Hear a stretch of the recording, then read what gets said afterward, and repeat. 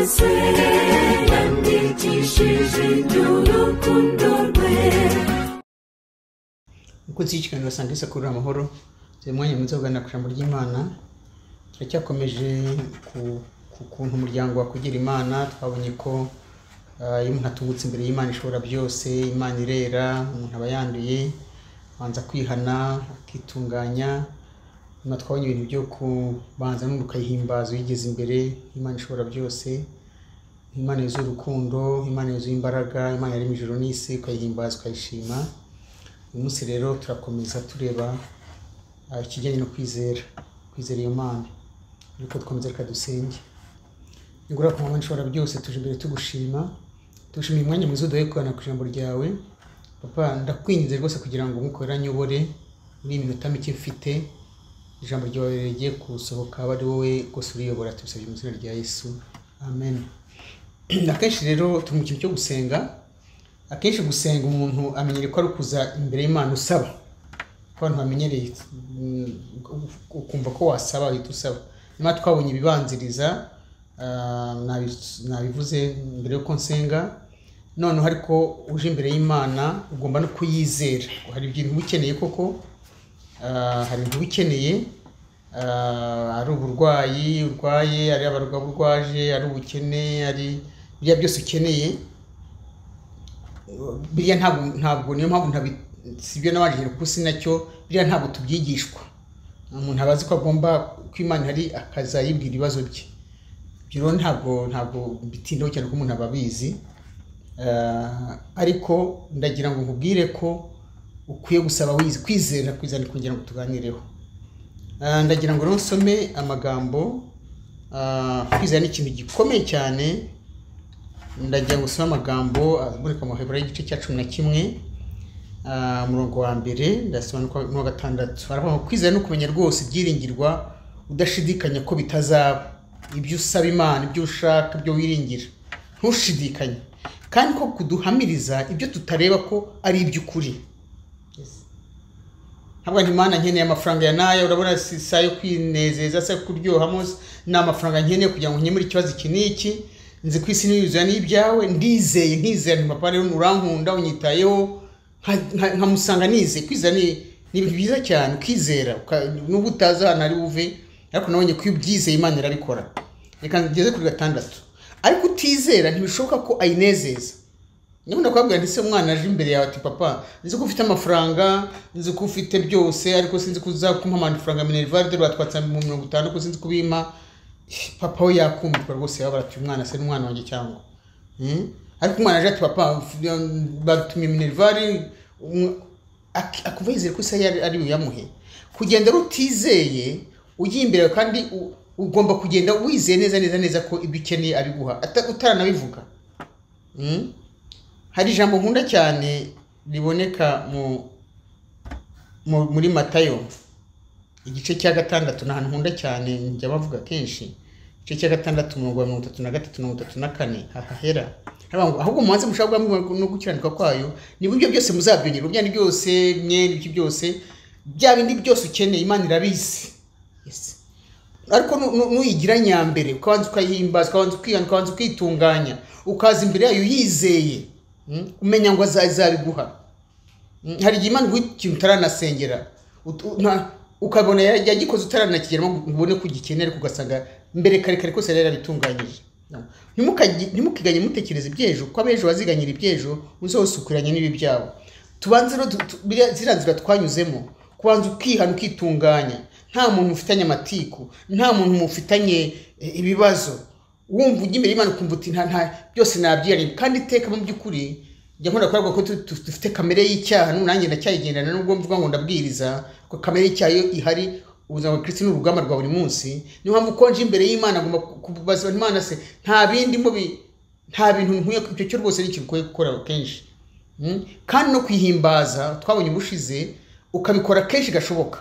Kuko niba ugiye no mu muhanda kwihimbaza rwose ukayihimbaza ni ibintu nabyo bikwiye gukorwa kenshi. Ibyo rero iyo usubiza amashimwe ni ibintu ukora, usubiza amashimwe ukora ibyo yagukoreye, ureba nuko imeze, bituma wizera ko nabyo bitarakora izabikora. Haleluya. Yes. reka rero turebe amasomo amagambo Yesu yivugiye. Reka turebe muri Yohana igice cya 14, tumabuze bwa Yohana igice cya 14 umurongo wa 13 na 14 turebe ukuntu havuga. Haravuga ngo kandi icyo ni Yesu byivugira, kandi icyo muzasaba cyose mu izina ryanjye nzagikora kugira ngo data uharizwe muri mu mwana we. Akabisubira mu 14, ni mu gihe icyo musaba cyose mu izina ryanjye nzagikora. Yesu arabivuga. Aha rero mubwiza kuri inshuti yanjye, ngenda nkafata mu bire yanjye hagiye mwacamo kuyushyiramo amabara yanjye ya kera. Ntidore ahantu byanditse ahantu papa sinjye wabyanditse. Urabivugaho iki dore ibi suko nkumva ndabyizeye. Ibyizero birakoreka. Ko dire ibyo wivugiye. Byose aragihe Imana ntabwo mvuga ngo iteka byose Imana irabiduha, ariko nibura agenda wizeye nyuma none nawe utavuga uti Imana wizeye byose ko nibitanagushubije hari impamvu y'urukundo rwayo. Umwana ashobora kuza akabwira papa ati agashegera urwemba ari umwana mutoya, ntabwo se yarumuha kuko abazi ko yagenda akitema yakwikomeretsa. Natwe rero ikiza cyo kwizera nuko niyo utabibonye uravuga uti Imana uzi impamvu ntabibonye. Yenda byari kuza umuntu ashobora gusaba akazi ahantu agashega dore amafaranga bahimba neza, dore rwose uriya boss n'umuntu mwiza, dore rwose akazi ntakabone, ariko yenda nyuma ya kampani bakazayifunga. Ubwo rero mu by'ukuri kwizera ni ukuvuga ngo ukwiye kwizera uko bisa kose. Bakwiye kwizera uko bisa kose. Reka kandi turebe andi magambo Yesu yivugiye muri Marko. Hari henshi cyane Yesu yagiye avuga ku kintu cyo kwizera. Reka turebe muri Marko igice cya 11. Ndasoma ku murongo wa 24 na 25. Umva ukuntu havuga. Nicyo gitumye mbabwira nti ibyo muzasaba byose mubishyizeho umutima, mwizere yuko mubihawe kandi muzabibona. Amina.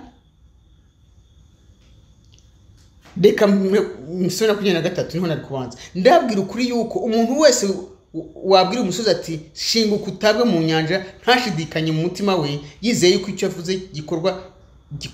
avuze gikorwa yakibona. Haleluya. Nufara inshuti zanjye nayo mbabwire ngo izera Imana 100%. Nkuko umwana yaba yizeye nyina 100%, avuga ati ntabwo yanyima ibiryo niba ndwaye yamvuza, nawe wizere gutyo. Ibyo utabonye ko tutareba hirya ntitureba hazaza, ntituzi mwaka utaguzoza bimeze, tuzi kare akazi niba nshegera niba icyo nzi cyo nuko nkwiye kwizera Imana 100%. Nzi kwinkunda, nzi kunyitayeho, nzi ko imisatsi yanjye yose ibaze, nzi ko nubwo nanyura mu rosi nashya, nubwo naca amazi ntiyantembana, Imana irankunda, inyitayeho, iranzi, imisatsi yanjye yose irabaze. Mana nshuti yanjye reka nkubwire ngo izere Imana 100%. Hari ukuntu ikintu cyo kwizera gikomeye ndatekereza yene ntabwo nenda kuhasoma ariko turahaze. Nuko igihe Petero Yesu yaramaze gupfa yarazutse, Petero na bagenzi basanze ikirema ku rugi kwirembo ryitwa Ryiza. Arambwira ati asabiriza, bamushyiraga ku irembo agasabiriza. Ariko Petero avuga ati nta mafaranga dufite, ntaza aho dufite, ariko icyo dufite turakiguhaye, mu izina rya Yesu haguruka. Mbega kwizera kwa Petero yari Yesu afite imbaraga za Yesu zimurimo. Yesu arabwiye ati muzakora n'ibirenze ibyo nakoze. Yes. Petero ati gusi yadahaguruka, ariko yari Petero yarizeraga cyane. Petero yarizeraga cyane. Ikibabaje nuko hari igihe kwizera kwacu kugira gute kugahungabana. Kugahungabana. None se nshuti yanjye uri kugiye Petero agenda hejuru y'amazi.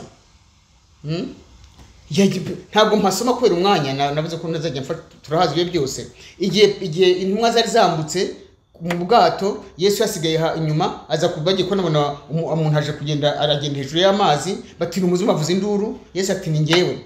Petero ati niba ari wowe mbwira nze nanjye gusanga uri ngenda n'amaguru ku mazi. Petero arasohoka mu bwato. Petero arizeraga rwose. Petero yari cyarakanda aratangira akatambuka hejuru y'amazi.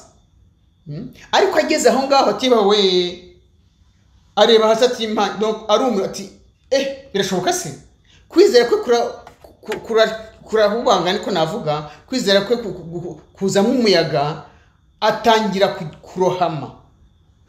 Shuti yanjye nagira nkubwire ngo ntabwo Imana ishobora kugutererana. Akenshi tumera nka Petero rero, tukizera twagera hagati tukabivamo. Oya, wigera hagati mwivemo, izere mpaka. Ikintu cyo kutizera gituma abantu bakora ibyaha. Nk'umukobwa akagira ati mfite imyaka runaka, mfite 25, mfite 28, mfite 30. Yo, dore abandi twiganye babonye abagabo, abandi guse njya nibuka rwose nangurwo rugero, reka ntangurwo rugero nanasoza. Umukobwa kera nkizwa kera cyane rwose muri 70 na cyangwa 9 kera rwose. Umukobwa umenye ko kaza ati rwose ngiye ni mara imyaka nta fiance mbonye, reka nzibyara umwana. Wapi niko byabaye. Nta fiance bari baje koko aza kubyara umwana, ntitwongeye kumubona imyaka yose namaze nyina hayo ni amaze muri kumwana yaratwisha burundu. Kwizera kwizera ugashikama, kiza kw'Imana gukunda kwitaye ugufite umugambi mwiza, nibyo bizima kandi Imana birayinezeza. Shuti reka ndangiza kubwire ngo izere Imana 100% kandi ukiranuke, wize ko igukunda, ufite mu biganza byayo, asiga uzareba imigisha yose irakurikira ibyo tuzareba ubutaha. Wize 100% none ibindi bizikora ubone unasabe wizenye. Reka dusoza dusenge. Yagura ku Mana ishobora byose, tuje imbere tugushimira. Twanje gushimira neza n'urukundo rwawe. Papa, ndasabira buri wese wakora iki kiganiro kugira ngo yizere, akwizera amenye ko umufite mu biganza byawe. Ijambo ryatubwira ngo nzi imigambi myiza mbafitiye, Yeremiya 29:11, ngo nzi imigambi myiza mbafitiye, si imigambi mibi. Reka buri wese amenye ko umufitiye umugambi mwiza, nubwo yabanyura mu bibazo bimeze bite, nubwo yabashora, nubwo yabarwaye, ariko avuga ati Imana ifite umugambi, Imana ya papa wo mu ijuru ifite umugambi mwiza ku buzima bwanjye. Papa kandi asaba umuntu utarakwakira mu buzima bwe ngo Imana kubera umwana abikore muri aka kanya kuko nta kiguzi bisaba. Twongere kwizera kugira ngo tukuneze ko ijambo ryatubwira ngo utakwizera ntabwo umunezererwa. Papa nsabye nize ko nsabye mu izina rya Yesu. Amen.